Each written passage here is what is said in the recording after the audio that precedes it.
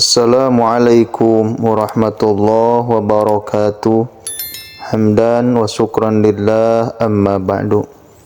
Ikhwani fillah, sahabat channel Sedangwar TV yang dirahmati Allah, ketahuilah ada 5 perkara yang menggugurkan amal soleh. Sebagai umat Islam yang mengikuti Nabi Muhammad SAW dan ajarannya, kita sepatutnya berlomba-lomba dalam melakukan amal soleh agar mendapat pahala dan ridhonya. Akan tetapi meskipun dengan beragam amal soleh yang dikerjakan, Muslim tetap harus berhati-hati dalam bertindak dalam beragam situasi, karena terdapat beberapa perkara yang merusak amal soleh. Beberapa hal yang sangat berbahaya dan dapat menyebabkan kerusakan adalah perasaan kagum yang berlebihan terhadap diri sendiri, kebanggaan yang berlebihan terhadap diri sendiri, dan pandangan yang terlalu tinggi terhadap diri sendiri. Penyakit yang berbahaya ini dapat masuk ke dalam jiwa seseorang dan memiliki kemampuan untuk merusak nilai-nilai serta menghancurkan amal perbuatan yang telah dilakukan. Dijelaskan lebih lanjut, bahaya penyakit ini bisa membuat seseorang terjerumus ke dalam bentuk kemusyrikan yang terselubung, yaitu syirik khafi yang ditujukan kepada Allah. Hal ini mengandung makna bahwa meskipun kita berusaha keras dan berdedikasi untuk melakukan kebaikan, namun ujub atau sombong ini bisa muncul dan menghancurkan nilai dari amal tersebut, bahkan membuat pahalanya hilang. Dalam menjelaskan bahaya penyakit ini, Rasulullah SAW telah menyebutkannya sebagai salah satu faktor yang dapat menghancurkan seseorang. Diriwayatkan oleh At-Tailisi dari Ibnu Umar menyampaikan bahwasanya Rasulullah SAW bersabda, yang artinya, adapun hal-hal yang membinasakan adalah sifat kikir yang dituruti, hawa nafsu yang diikuti, dan rasa kagum seseorang terhadap dirinya sendiri. Hadis riwayat Hasan. Tidak hanya ujub, berikut deretan perkara yang dapat menggugurkan amal soleh. 5 perkara yang dapat merusak amal soleh. Yang pertama, hasad. Hasad atau dengki adalah perasaan tidak senang atau suatu kebahagiaan dan nikmat yang diberikan oleh Allah Subhanahu wa Ta'ala kepada orang lain, baik itu tetangganya, temannya, kerabatnya, sahabatnya, saudaranya, keluarganya, dan bahkan berusaha agar orang-orang tersebut merasa kesenangannya semua hilang dan menjadi susah. Ibnu Taimiyah mengatakan dalam Majmu' Fatwa, hasad adalah sikap benci dan tidak senang terhadap apa yang dilihatnya, berupa baiknya keadaan orang yang tidak disukainya. Padahal Allah Subhanahu wa Ta'ala sudah melarang sifat ini sebagaimana termaktub dalam surah An-Nisa ayat 32. Yang artinya, janganlah kamu berangan-angan, iri hati terhadap apa yang telah dilebihkan Allah kepada sebagian kamu atas sebagian yang lain. Bagi laki-laki ada bagian dari apa yang mereka usahakan, dan bagi perempuan pun ada bagian dari apa yang mereka usahakan. Mohonlah kepada Allah sebagian dari karunia-Nya, sesungguhnya Allah adalah Maha mengetahui segala sesuatu.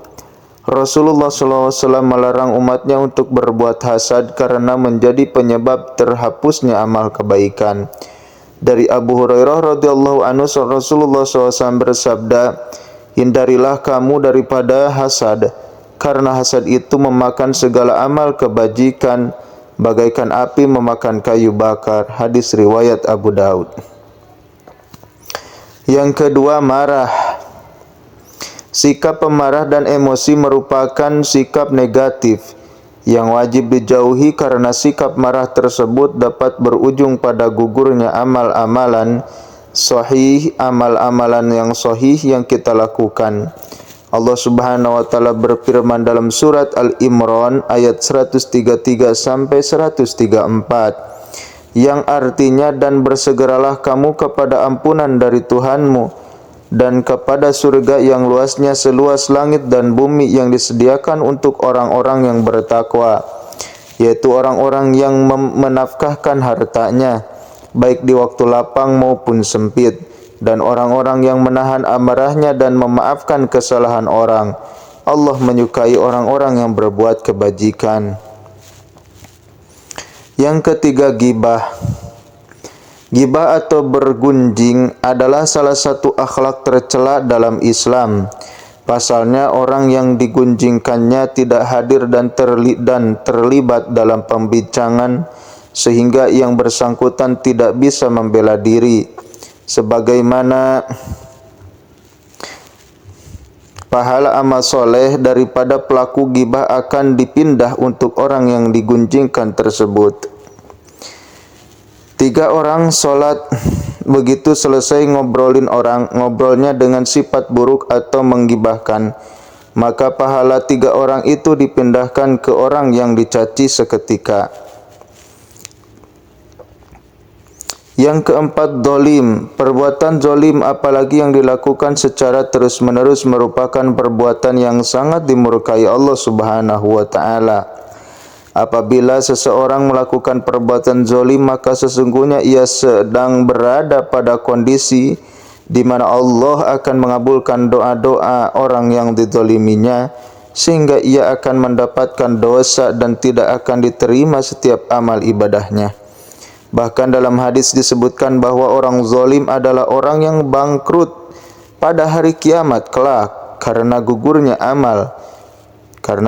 amal kebaikan yang pernah dilakukannya. Rasulullah SAW bersabda, yang artinya orang yang bangkrut di antara umatku adalah orang yang datang pada hari kiamat membawa pahala sholat, puasa, dan zakat, akan tetapi dia juga telah mencela orang ini, memakan harta orang itu, menumpahkan darah orang ini, dan memukul orang itu.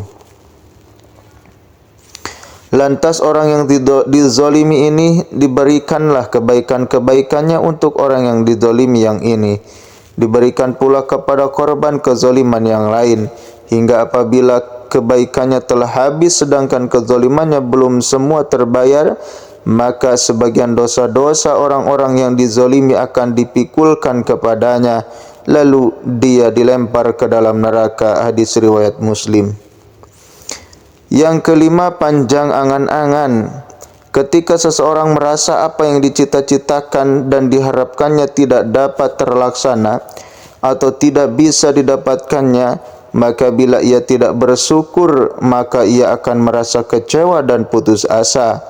Hal tersebut menandakan bahwa ia memiliki panjang angan-angan. Orang tersebut akan memiliki rasa kecewa atau putus asa bila apa yang diharapkannya tidak terwujud. Oleh karena itu, sebaiknya kita berhati-hati dalam mengharapkan sesuatu dan tidak berlebihan dalam memikirkannya, agar terhindar dari keburukan dan lebih jauh lagi tidak diterima amal soleh. Sekian adalah pembahasan singkat mengenai perkara yang merusak amal soleh. Semoga kita selalu di jalan yang lurus, jalan yang ditunjukkannya, sehingga bisa untuk selalu beramal soleh dan menghindari perkara buruk yang bisa merusak amal soleh kita. Billahi taufiq wal hidayah. Wassalamualaikum warahmatullahi wabarakatuh.